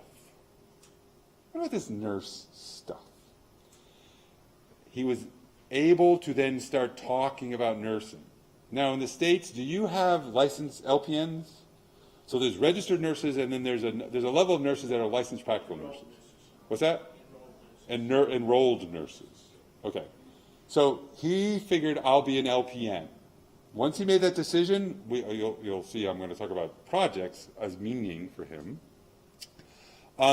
He showed up, he became a chronic attender. We couldn't get rid of him. In fact, he was in an earlier version of this school. He comes back all the time now. And we're like, his name's not Ben. It's like, yo, you graduated 5 years ago. I know. Aren't I doing great? Yeah, you are. I said to him before I left, how can I miss you if you just won't leave? And he completed his diploma. He graduated. He got his LPN, and right now he's working as an LPN, and at the end of this semester in the States, he will be an RN. Kid who tried to commit suicide. Ever said he's a basket case. Why? Well, because we built stuff around meaning and with him making choices. We helped him create projects. He came into school and there was something that he looked forward to every day. Well, in his case, there were some days he did not have something to look forward to. In those cases, we had to figure it out with him. But a product, he knew that he could do something. So, his projects, each day he came to school, he identified his purpose for the day. That was the term he came up with. What's my purpose today? And purpose was a way of saying, what's the project I'm going to work on? On the days he had no purpose, much of the day was just trying to figure out, you got a purpose? You got a purpose? You got a purpose? Sometimes it would be like, all right, so you don't have a big purpose here, but would you agree if you work on science stuff, that's going to help you get close to graduating? And he was willing to do those kind of stuff. So we had the default, which was, what do you do? Our default was always, remember I said plan A, plan B, plan C? Plan A was always be ready for him to have no purpose. Plan B was have a purpose, which was a project for him to work on. On purpose day, he identified a project. He had 3 kinds of things around that stuff. A big project with big project goals and little project goals that went with around those kind of stuff. Everybody had a role in his projects, and he had a project beginning and ending criteria. His specific projects that he came up with was he developed a Ronald McDonald House crew. So do you have Ronald McDonald House? So it was families of kids who were in hospital that couldn't afford stuff. He put together, he worked it out. One of our teachers helped him. I can't say he just did it by himself. And then he worked out with kids and said, who's going to go down to Ronald McDonald House? You can't be an asshole. You can't be an asshole. There are no assholes in Ronald McDonald House. Because again, these are families. These are families who are struggling, and we have to be kind and thoughtful. So he put together a Ronald McDonald House crew. They got popular. It was going to be 2 days a week. By the time we actually still have the crew, they go down to Ronald McDonald House 4 days a week right now. They make lunch and dinner. And like one of my favorite stories there, we had a girl that's identified as a sociopath who's not a sociopath. She's an interesting kid. And one of the moms was talking to her and said, do you make brownies? And she said, no, we don't have any brownies. And the girl in the van on the way back said, we have to go to the grocery store. We got to make brownies. And she went down the next day and made brownies and went, because she said, my daughter loves brownies. And she said, here's the brownies. And then what happened? We all cried because, I mean, tell me that's not fucking beautiful. He created a homeless LGBTQ, but it wasn't LGBTQ at that time, it was LGBT teen project. A significant number of kids in Burlington, Vermont who struggle with their identity, their sexual identity, are homeless. So he worked with the mayor and other people to create a homeless shelter just for homeless LGBTQ teens. His idea. Learning to drive was a project for him. Trust me, as I keep teasing him, like, just make sure you call me before you get on the road, because the fact you have a license shows that it's a flawed system. He took the driving test, I think, 7 times. And the written test, I don't know how many times. But it was a big thing for him.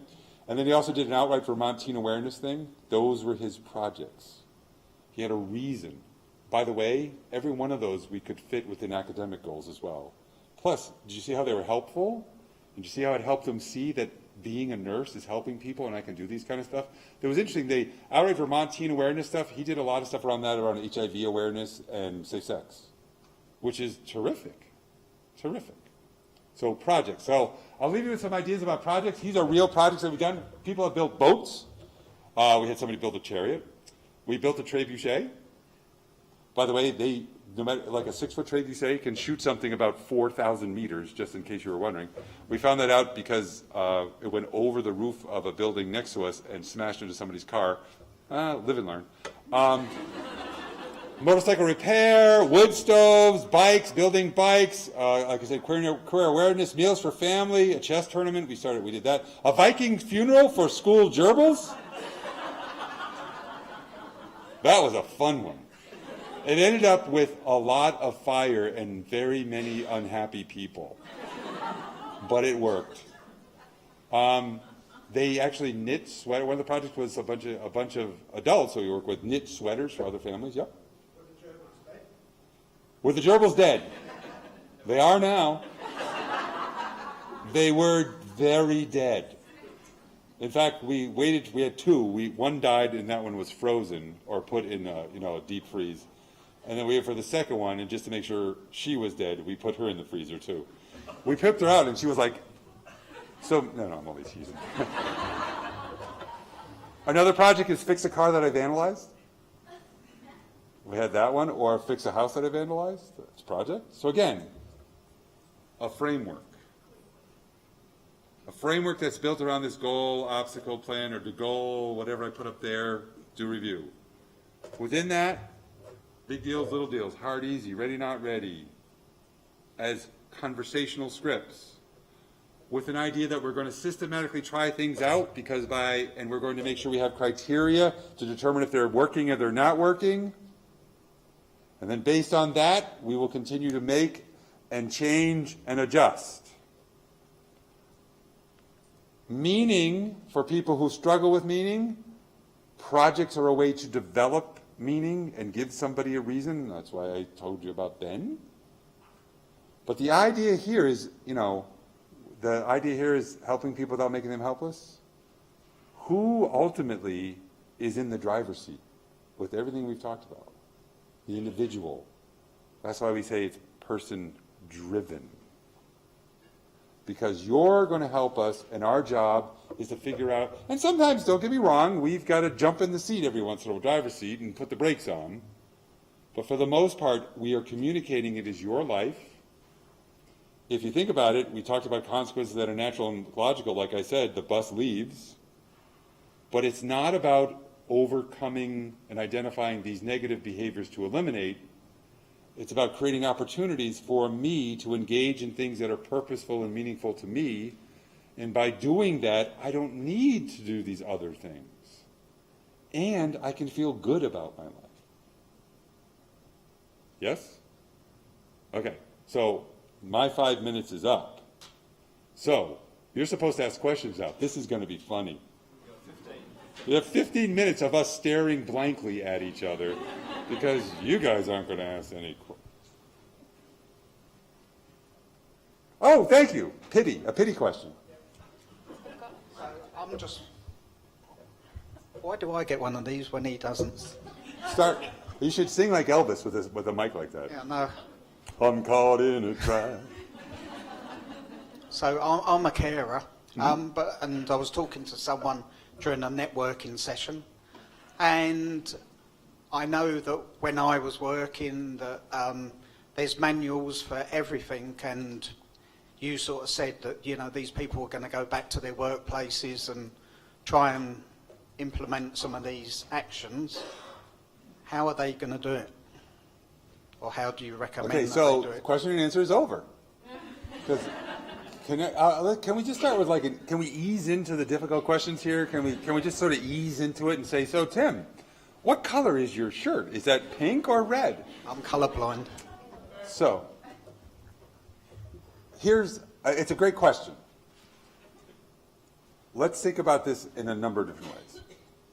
First, people leaving here, what I hope is you at least have something to think about. That would be the first thing. Second, how do we start? Your question is, how do you start? And I think the mistake people make is, I'm going to do this and I'm going to show everybody else this is what we're going to do. And the way that we try to do it with carers or people or parents in houses is, it's the one thing, one time rule. What does that mean? I've given you a bunch of different things to try. And it can feel overwhelming to say, how am I going to do this? But if we can, so if I was to go work with somebody, and this is often what we do, for the first time, and I'm going to work with their mom and their dad or their carer or their wife or their husband, we talk about all these things and say, where do you want to start? What do you think? And often what we'll start with is ready, not ready. And the reason we often start with ready, not ready is because I also have to be ready. And we'll say, okay, for the next 2 weeks, let's think about it. Let's think about, and it could be 2 weeks. It depends. Sometimes we don't see people for a month. Sometimes we do it by phone. Which one, and by the way, we leave it up to the individual and the person who are the carers to pick out which one they want. We do try to nudge them towards ready, not ready. I have to say that. Because ready, not ready, once you understand the concept, because it's also, like I said, a motor behavior, I'll know you're ready, and it also gives people permission to say when someone's getting in somebody's face, I, as the person who's supposed to be the helper, can say, I'm not ready to help you right now because what you need is more than I can give you. But let's talk about ready, not ready. So, hey, I'm here and we're going to get breakfast together. Are we ready for breakfast? Yes. Well, wait a minute. Ready means we got to get eggs. So we have to decide first, what are we going to have for breakfast? Who's going to do what? What's your job? What's my job? Okay, I'll know you're ready when you're standing here with me and when somebody wanders, oh, you're not ready, we'll have to wait I'll wait until you're ready. I'll know you're ready when you come back over here. Same thing applies, I'm not ready. to work with you. That's one way we try to do it. Rather than say, let's change everything, what's one strategy that we can try? And it can just be you and me. And then once you and I get comfortable with it, we may ask your spouse or your partner or your kids or another carer. But if we can do something where we get comfortable, because here's the crux of it all. That's the second part, which is to start this stuff, you need to get traction and feel like you have agency and that there's something happening here. Not, I tried it and it didn't work, because then you give up. What's something that we can try? Another way that we often will start, if people say, I don't want to do ready, not ready, or hard, easy, what about a project? Let's talk about a project. Something that you and I can work on. You can garden, we've had people that my project is get my license back, great. What is something specific that has a very specific product or a strategy that we all agree we want to try, and we're going to try it for this period of time, and then we're going to say, did it work, did it not work, when did it work, when did it not work, what are our next steps? I know that is not satisfying. It isn't. But here's the other thing I know, is that when you try, if you say, I want to do all this stuff, it's overwhelming. In fact, there's not a lot of support for this in the world. It's easy to think, I just got to make them stop doing this and my life will be better. This is looking at it differently. And that's the third part, which is how are we having continuous conversations about what is the big picture here, where are we going, what are we trying to accomplish here? Because ready, not ready, or a project helps me get there. And it's that reminder of that often people, when they struggle, they say, oh, yep, that's right. They often, it's in behavioral terms, they call it procedural drift. We drift away from what we thought. But the idea is this what we're doing? How is this helping? And again, it's a basic, simple thing, but that's 3 ways that we often try to do it, knowing that getting traction is really, really hard. Anybody else? No. So we had the pity question. Yes, another pity question. Oh, wait a minute, you got to get a mic, so you got to sing like Elvis. Thank you very much. Thank you very much. Sorry, I want to maybe like a broken leg. Take for example a broken leg. You break a leg, it's broken. It happens, and you know it's fixed when you can walk on it or you can play sport or whatever. But because I'm suffering from an ABI, but I don't know, how do I know when I'm cured, if that's the right word? Again, question and answer time is over. So you guys don't say a fucking thing, and then you ask me about the meaning of life. Why is the sky blue? I'm like, this won't work. I mean, the first question is, this won't work. Holy shit, how am I going to do this? The second one is the meaning of life. Any softball questions? So, how's about this? Let's think about this a little different. So, how do I know? How do I know? Yeah. I guess, why think about it that way? So, I'd like you to consider an alternative here. So, I have a theory. First theory I have is, we're never going to fucking know why waste our time with that. Really. Second theory I have is, what's preventing you from living a good life, a life that is you, who you are? And then, have you figured out what that life is, and have you figured out what are you doing to make that happen? Because the dangerous thing is, and we just didn't have the time to talk about it, we talk about identity all the time. So a lot of people we work with, there's an old me, there's a new me, and there's a new me. The old me, many people say, it was great. It often isn't as great as you remember it. You remember all the good times. You don't remember that you were a dick sometimes. Okay, technical term. It's in the DS. It's in the DSM. It's in the DSM. Okay, you accept that you were a dick. I was a dick. You were a dick a lot of times. Yeah. Like, you're a big dick. Okay. But the problem is, and what happens is, we think about that with pride and all this other stuff, and then we have this new me, which you hate. Or you don't like, because it's not that person, it's this person, and something happened to you to make this happen, and you feel shitty about it. Okay? Mm-hmm. And then there's this new me, which is the me you want to be. And the me you want to be is often a little bit of the old big dick, And the new, what would you say? How would you describe this one that you don't like? That's what you're saying. I don't like this one right now. Mm. What would you say that person is? What would if you could capture that in 2 words? The circumstances. Okay, a victim of circumstance. Okay? Asshole, dick, victim of circumstance. Who do you want to be? Now, you can lament the old you, loss of you. You can run away from the new you, a victim of circumstance, or you can make a decision of who do I want to be. Because who do I want to be is an accumulation of every minute of your life up to this moment, and now another moment, and now another moment. And the question is, how do you decide you want to integrate this? Because when you talk about getting all better, I think we all make the mistake. We all do that. Now, in your case, it's a brain injury, which is stark, but it's all better. And the reality is, it's figuring out how to live with what I've got and not just say it's not fair and it's wrong. Because if you do that, you're going to just be stuck. You're going to continue to perpetuate this, I am the victim of circumstance, I am the victim of circumstance, I am the victim of circumstance. But when you think about the me you want to be, what do you see? I want to go back and do things that I used to be able to do. Okay, so there's the first problem. I want to go back and do things I used to be able to do. What the fuck does that mean? Well, something like go back to work. I'm sorry, this is me doing really good, like, direct intervention, right? Can you tell I'm a warm, fuzzy kind of guy? Yeah. Like, What does it mean? What do you mean, do what you used to be able to do? Wait, you want to dance? You want to... I was saying to be able to go back to work and work. Okay, whoa, okay, you want to have a job? Great, Yeah. super. You want to just have a job? Because you could just go, tomorrow you could go out and get a job, and you'd have it for about 30 minutes and you get fired. Maybe. Yeah. Maybe 15. And focus on dick.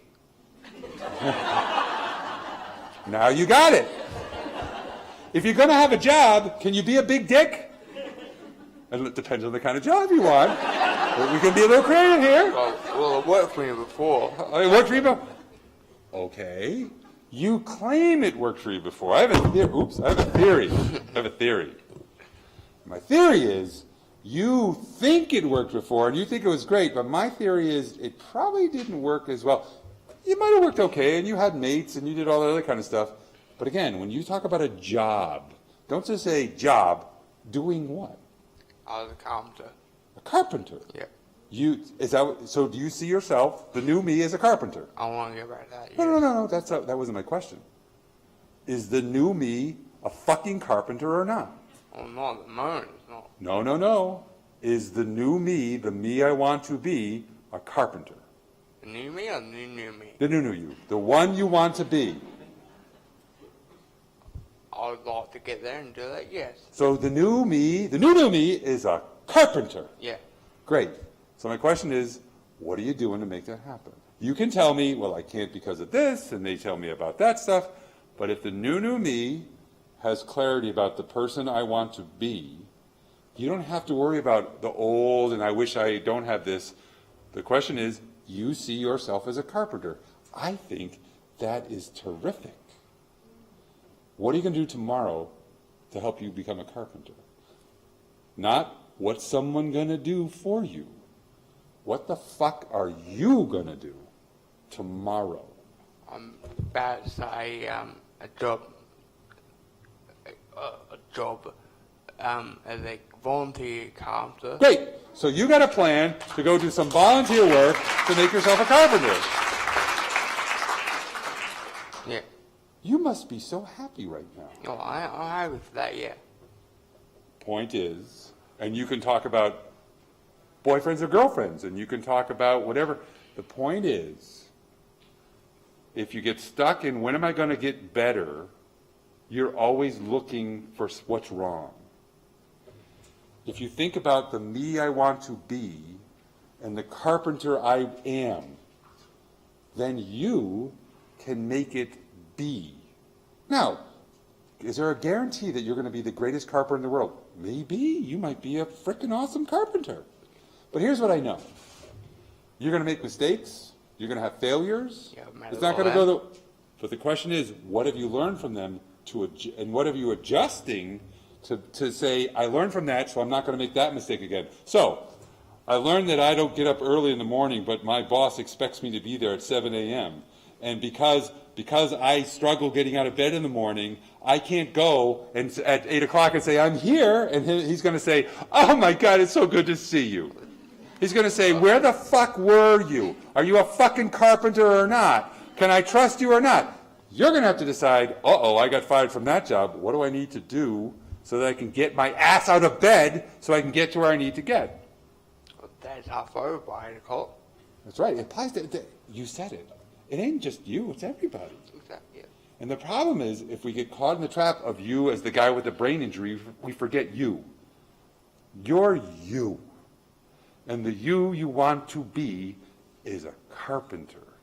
And that is terrific. And do you see what I'm saying? We don't have to worry about when am I going to get all better, because what you're going to see is every day am I getting towards that. That's really what we're talking about. Yeah. Does that make sense? Yeah. Okay, good. Take that away from them.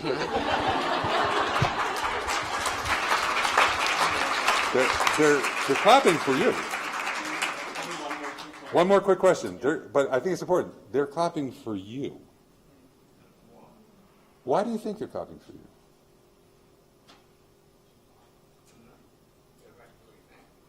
They're clapping for you because they see somebody who said, yeah, I want to do something and I want to make something of my life, as opposed to someone who says I'm a victim. That's huge. That's huge. That's why they're clapping for you. You got it. Anybody else have a quick question? Or are we going to ask another, see if we can make Tim really uncomfortable? Really quick. I basically, no, I guess we don't have time for another question is what I'm being told. All right, so I guess we're done. So go away.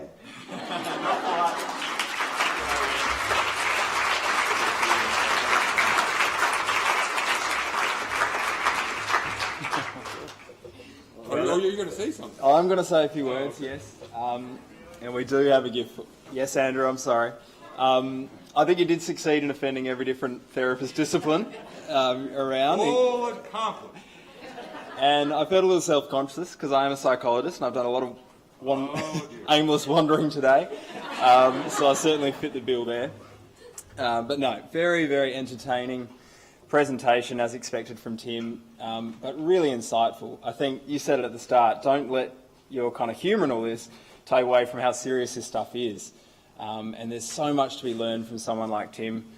I think that focus on meaning, putting people actually in the driver's seat when it comes to their therapy.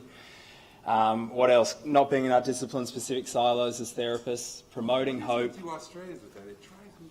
Yeah, we do it. And everyone here, everyone here is to learn, and I know the therapists in the room are trying to learn as much as possible from you and move in that direction. We certainly are with our Rewire program at Brain Injury SA. So thanks once again. It's been a great presentation. I'm going to welcome now to the stage our CEO, Liz Forsyth, who's got a little token of our appreciation. Everybody, thanks again.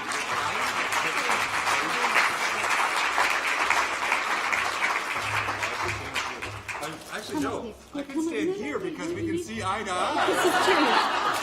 I make life easy. I'm just towering over you. I mean, look at this. I'm just towering over you. It's quality, not quantity. There you go. That's right. Absolutely. Quality, quantity. Got it. I just wanted to thank everybody for coming this afternoon. I know it was very short notice, but we were. Because of me. That's my fault. But we were very excited to have Tim come over, and I've heard all sorts of things. I've only been with Brain Injury SA for a short period of time, but Tim has been very much referenced, and it's been fantastic to have him here this afternoon. I'd also like to thank Ed for his emceeing and keeping us all together, and in fact organising this whole event on probably a couple of afternoons that he had free sometimes. I'm not sure why. Actually, the definition of a psychologist maybe explains why.